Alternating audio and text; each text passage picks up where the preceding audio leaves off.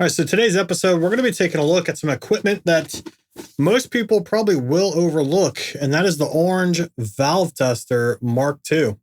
What's going on, everyone? Thanks for tuning in. Today's episode, we're taking a look at that orange Valve Tester. I've got the manual here because there's a lot to kind of dig through, but essentially, we have a tube tester that is good for pretty much all tubes for most amps. So this is the actual device itself. As you can see, it is pretty hefty. It's got some serious weight to it. And yeah, man, I'm excited. This was an early birthday present I bought myself. And I just thought that with the amount of tube amps that I have, and I have a plethora of tubes, you can't quite see them here. Let's see if I can, all of this over here, we can finally get an idea of how good or bad they are. And I'm going to be running two cameras to do this. And yeah, it's going to be what I hope to be an informative learning experience or a new video. And yeah, so let's kind of dive right into it, what we're doing and what we're going to be testing out. So today we're going to go over this tube right here, which is a RCA new old stock. It's probably pre-1970, somewhere in the 50s or 60s is my guesstimation. I think it's one of the old Radiotron RCA tubes.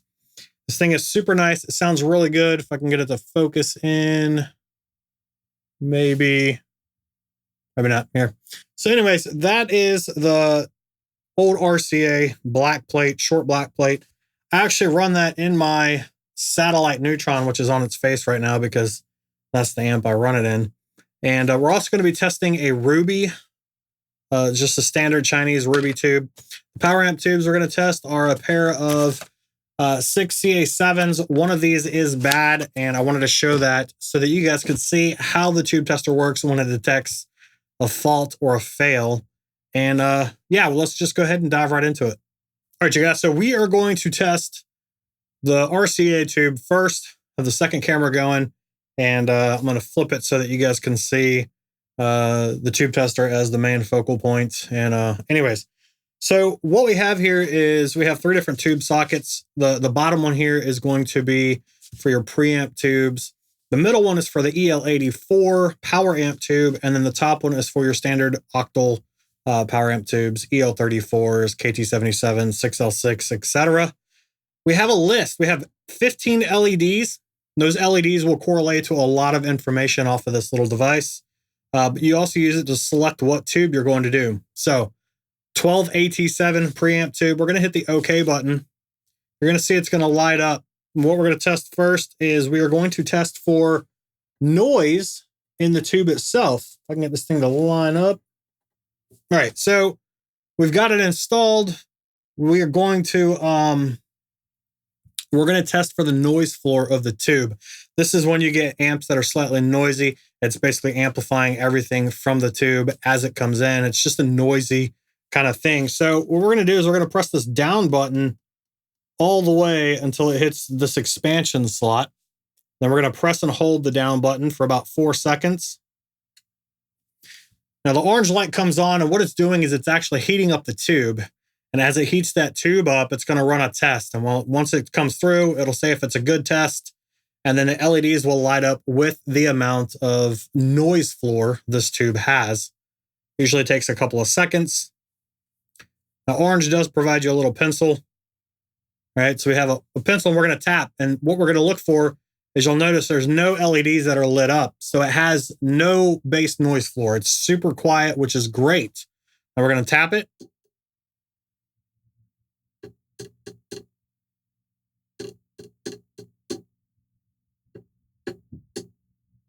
So as you can see, this tube is actually microphonic.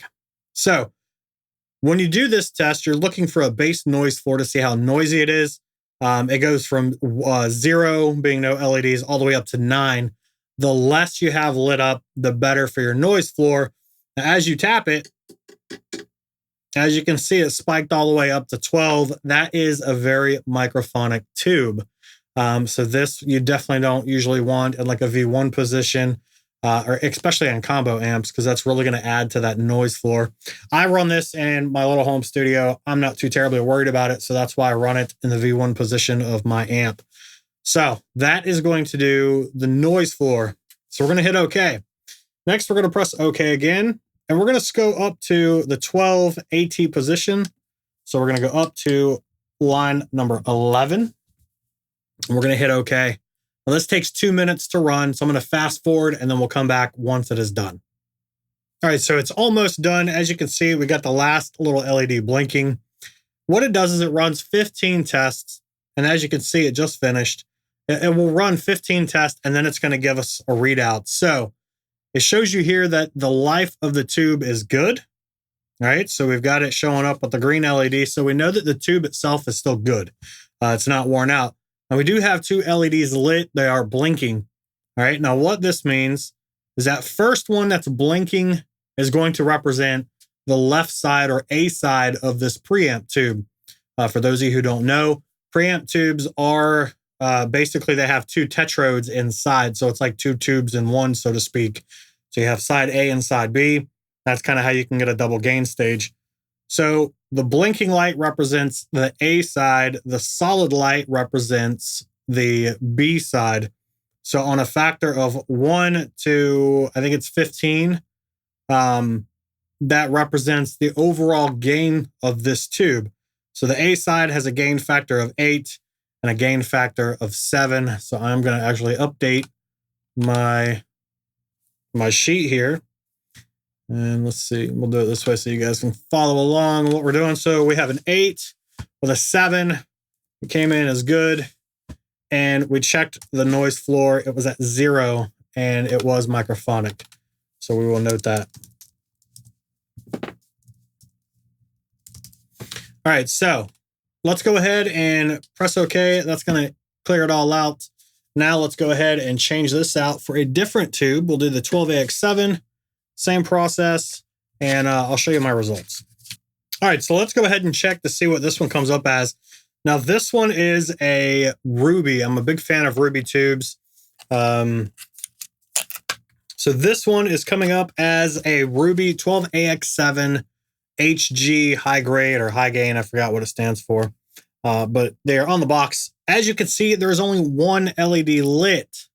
All right, now when I tested this originally, I had a typo on my label here, but 1 single LED on a preamp tube means that both sides are registering at the same thing. So this is what you would call a balanced tube. It's also got a high or a gain rating of 10, which is pretty good. Typically for a high gain amp, things of that nature, you're going to want to stick with anything between like a 9 and up. So what I've done, and we'll go ahead and do it real quick on here so I can show you. Go down to the expansion, test it and hold it. All right, so while that's doing that, so what I've done is I've already done this on all of my tubes here. So I've made little boxes, or labels, I should say, that kind of explain the data that I am getting for the tube. What this does is this allows me to keep accurate information on all of my tubes. Now, this isn't the same kind of tester, the tube people are using. So as you can see, the noise floor on this is at 0, which is what I marked on here. And it's not microphonic.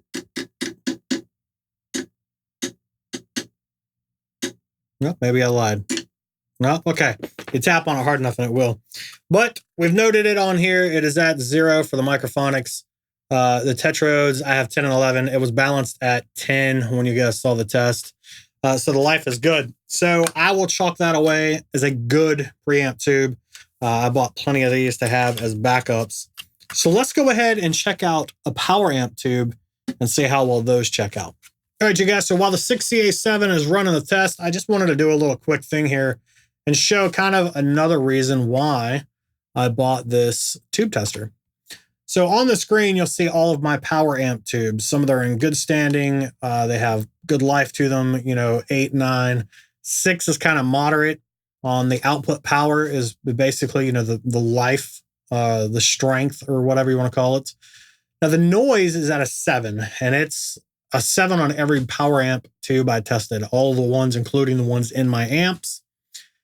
as you can see here, the 6CA7, I have one that is bad, and well, they're technically both bad, but they give you an error code, and we'll talk about it in a minute. But it'll show you if the tube is worn, what the value of it, the strength of it. Obviously, these are pretty bad, pretty weak. The only reason I would keep those as like an emergency backup. I kept these because I didn't know if they were actually good or bad, and that was partially what led me to buy the tube tester. So now I know those are bad. I can get rid of it. I did have another one test bad, which I didn't even know again. So you'll kind of notice, if it's good or bad. Went through all the amps, same thing. The only difference is you'll notice here, and this is the hot mod that's installed in the Runt 50. So you can see the notes there, but I put the brand and then of course, the type of tube that it is, or what was labeled either on the packaging or on the physical tube, just to kind of keep up everything going. So again, power amp tubes are coming up with a 7 on that noise floor. I typically like to keep all of these, now that I know what I'm doing with it, at the lowest, the lowest value possible. This way it's not introducing any excess noise into the amp itself. And that's kind of where we're going. So what I have noticed is if you take a look at the Mesa. Now these are all rebranded Mesa tubes. So for example, these are some of the old white label Mesa tubes. These are actually Svetlana preamp tubes. If I can get it to focus. Yeah, we'll do it this way so you guys can kind of see what's going on. I've got a bunch of the black label. So all of these in this bundle here and all of these right here are the ones that you see that are highlighted. All right. So every one of these tubes tested good. They tested with a medium gain kind of output. Some of the Svetlana, the white label, old white label tubes are listed at a 6 and a 7. Whereas these JJs, these are the black label that you see now. And kind of show you those a little bit too. All right, so that's a JJ preamp tube, 12AX7 with the black label.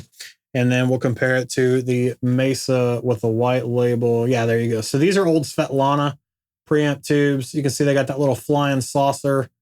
I'll point to it in the editing. Got that flying saucer getter up there. Whereas the JJs, it's kind of, you can't quite see it. Let's see if I can get it without the reflection. Yeah, you got that ring up there at the top. Kind of have that little flat plate right there. But yeah, so that's kind of what I've noticed on, I'll go back to the screen. What I've noticed about all of these preamp tubes is that every one of the Mesas have a high noise floor. They have medium, low, medium output power on the gain factor, which is what this is. As we said, the A and B on preamp tubes are the two tetrodes that are on the inside. And so I marked all of that stuff down as well. Now, here's what I will tell you. Even the regular JJs, the JJ branded, 50% shot of getting a high noise floor. EHX was pretty consistent. Oh, look at that. 0, 0. I had one come in at a 3, a 0, one come in at a 1. Every one of these tubes are non-microphonic. So when I tapped them with a pencil, no microphonics, but they just had a high noise floor. The other ones I've noticed were the rubies. The rubies were the most effective, or most consistent, I should say. All of them had a gain factor of 10 and higher, excluding 1. As you can see, it had a high noise floor, and it also had a lower gain output. So, does that mean the Chinese tubes are better? I don't know. I know the rubies are typically a brighter tube, and they're definitely more consistent than what I'm finding from all of the Mesa tubes. I have tubes from the 1960s and 70s that tested better with better results. So, Tube Amp Doctor, Tongue Soul. Let's go ahead and see the results of the 6CA7, even though you already saw it on the screen. All right, so as you can see here, this is the tube that's bad. It failed.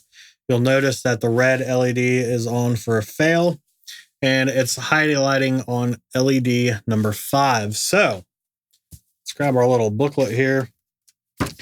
We're going to go to the back page of the booklet. And so if it is a tetrode or a triode, which is preamp tubes, it's not going to apply. So this is a pentode. All right. So it says the screen grid current exceeds the max value for the valve type. Pull this up. Maybe you guys can read it.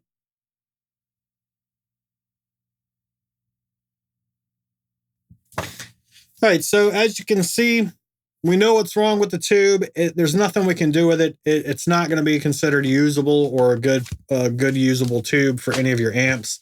There's no way to get an actual reading on it other than this. So, all right. So that's going to really do it for today's episode. Hopefully this shows kind of how good this is to have for those of you who are into this kind of thing. Obviously, this is not for every single person. I am a huge nerd when it comes to the gear stuff. And yeah, this just kind of fits my motif. It enables me to make sure my amps are up to date. I got fresh, healthy tubes in there. You know, it's just something nice to have, maybe for a tech or, you know, a traveling musician or, you know, whatever, a tech of some sort. This thing would be probably right up someone's alley, mostly because the vintage tube testers are just really expensive. They are much further out of my budget than this thing was here. Plus, places like Zounds, for example, payment plans are a beautiful thing in today's society. So that's going to do it for today's episode. Thanks for watching. Thanks for tuning in. Hopefully you guys were able to learn something from this, or maybe just kind of see a different kind of, you know, tech gear that's out there for guitars and etc. So thanks for watching. Tell me in the comments what you guys thought overall. We'll see you in the next one.